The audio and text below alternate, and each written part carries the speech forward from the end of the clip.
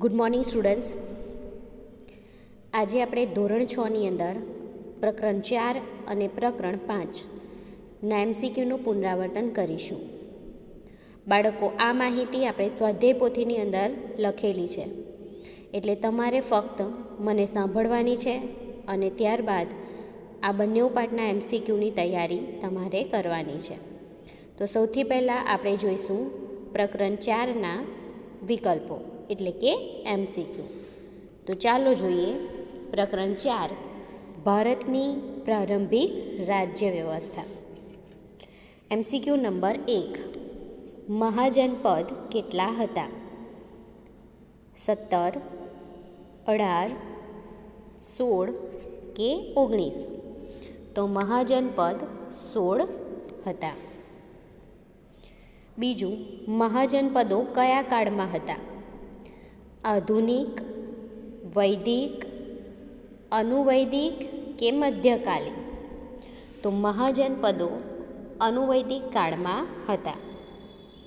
ત્રીજું, નીચેનામાંથી કયું રાજ્ય ગણરાજ્ય કહેવાતું હતું?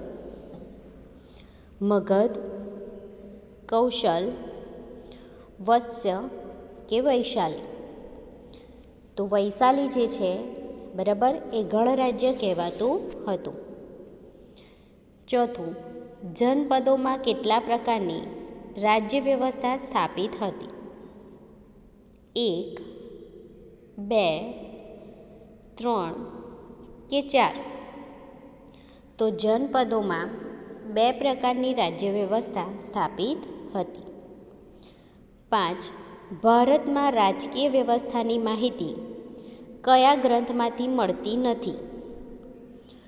વેદમાંથી, મહાકાવ્યોમાંથી, ભગવદ્ ગીતામાંથી કે બૌદ્ધ ગ્રંથોમાંથી? તો ભારતની જે રાજકીય વ્યવસ્થા છે એની માહિતી આપણને વેદમાંથી પણ મળે છે, મહાકાવ્યોમાંથી પણ મળે છે અને બૌદ્ધ ગ્રંથોમાંથી પણ મળે છે, પરંતુ ભગવદ્ ગીતામાંથી આપણને મળતી નથી. તો જવાબ આવશે તમારો સી. છઠ્ઠું, વૈદિક કાળમાં રાજ્ય વ્યવસ્થાનું સ્વરૂપ કેવું હતું?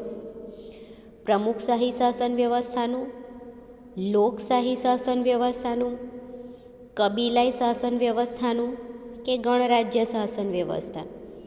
તો વૈદિક કાળમાં જે રાજ્ય વ્યવસ્થાનું સ્વરૂપ હતું એ કબીલાઈ શાસન વ્યવસ્થાનું હતું. 7મું, જનપદ શબ્દ કયા અર્થમાં વપરાતો હતો?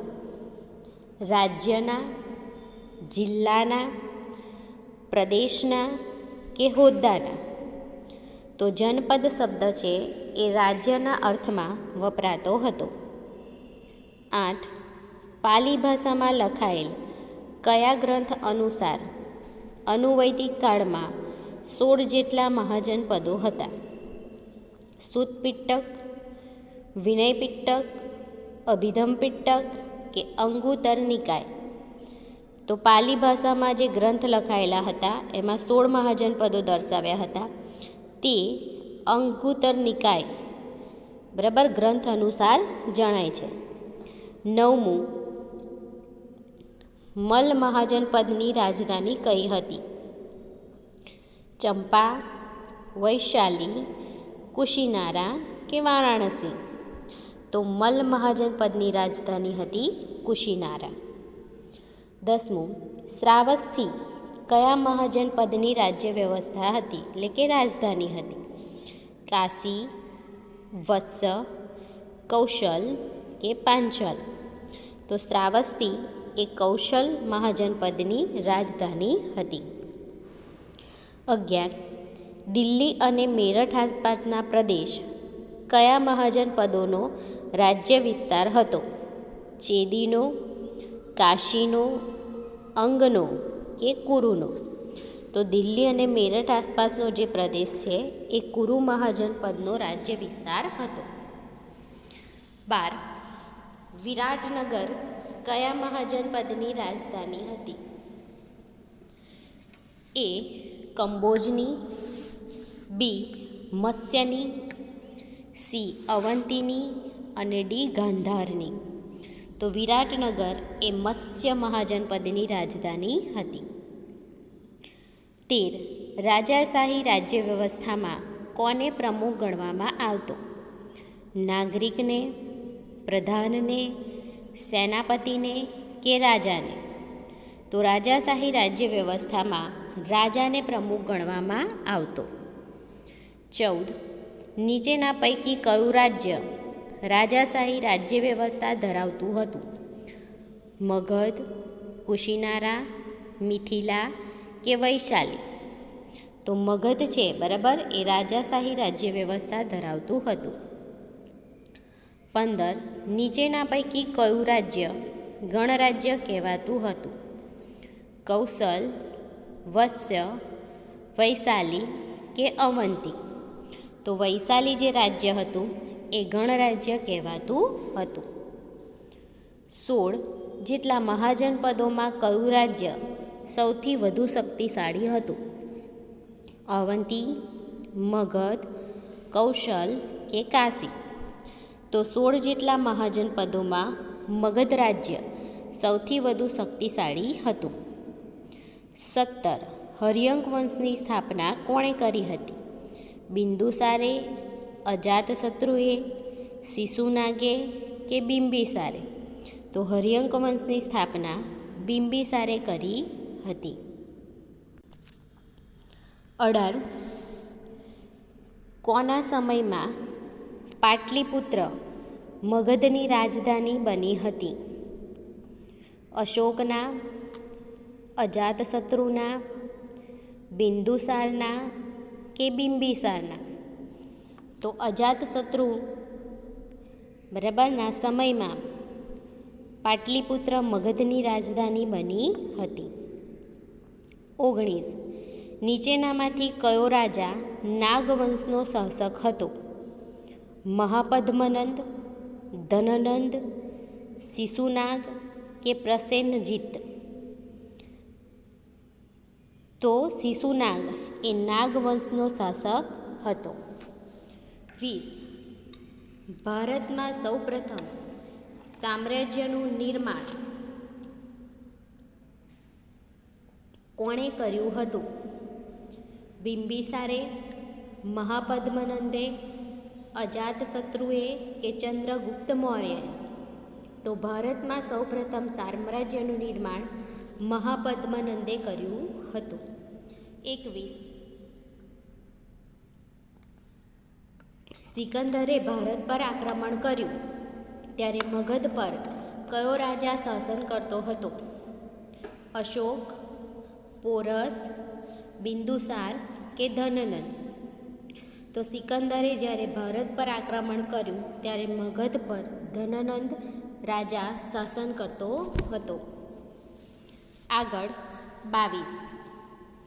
ગણરાજ્ય શાસન વ્યવસ્થામાં પ્રત્યેક સભ્યને કયો દરજ્જો આપવામાં આવતો? રાજાનો, સામંતનો, અમોત્યનો કે સેનાપતિનો? તો ગણરાજ્ય રાજ્યસભામાં પ્રત્યેક સભ્યને રાજાનો દરજ્જો આપવામાં આવતો. 23. વજ્જીસંઘ ગણરાજ્યનું મુખ્ય સ્થાન કયું હતું? વારાણસી, કૌશાંબી, મિથિલા કે વૈશાલી? તો વજ્જીસંઘ ગણરાજ્યનું મુખ્ય સ્થાન વૈશાલી હતું. 24. ગણરાજ્યમાં રાજ્યની બધી સત્તા કોની પાસે રહેતી? પ્રમુખ પાસે, રાજા પાસે, સભ્યો પાસે કે મહાઅમાત્ય પાસે? તો ગણરાજ્યમાં રાજ્યની બધી જ સત્તા સભ્યો પાસે રહેતી હતી. 25. ગણસભાનું સભાસ્થળનું શું નામ હતું? સંસ્થાગાર, સચિવાલય, રાજગૃહ કે રાજસભા? તો ગણસભા જે સભાએ યોજાતી હતી, બરાબર, એને સંસ્થાગાર કહેવાય છે. 26. ગણરાજ્યોની રાજ્ય વ્યવસ્થા કયા સ્વરૂપની હતી? રાજાશાહી, સામંતશાહી, લોકશાહી કે પ્રમુખશાહી? તો લોકશાહી સ્વરૂપની હતી. 27. ગણરાજ્યમાં કઈ સમિતિ પ્રમુખને રાજ્ય વહીવટમાં મદદ કરતી હતી?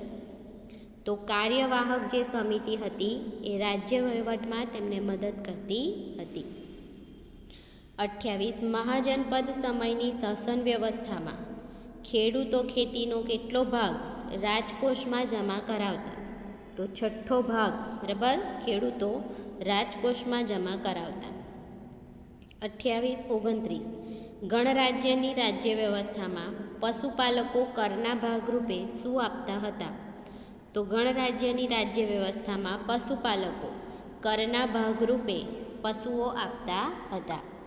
તો બાળકો, અહીંયા પ્રકરણ 4ના વિકલ્પોનું પુનરાવર્તન પૂરું થાય છે. હવે આપણે જોઈશું પ્રકરણ 5. પહેલું, શાંતિની શોધમાં બુદ્ધ અને મહાવીર. ગૌતમ બુદ્ધે સૌપ્રથમ ઉપદેશ ક્યાં આપ્યો હતો? તો ગૌતમ બુદ્ધે સૌપ્રથમ ઉપદેશ સારનાથમાં આપ્યો હતો. બીજું, ગૌતમ બુદ્ધ કઈ જગ્યાએ નિર્વાણ પામ્યા હતા? તો ગૌતમ બુદ્ધ કુશીનારામાં નિર્વાણ પામ્યા હતા. આગળ, મહાવીર સ્વામીની માતાનું નામ શું હતું? તો મહાવીર સ્વામીની માતાનું નામ ત્રિશલા દેવી હતું. ચોથું, મહાવીર સ્વામીનો જન્મ ક્યાં થયો હતો?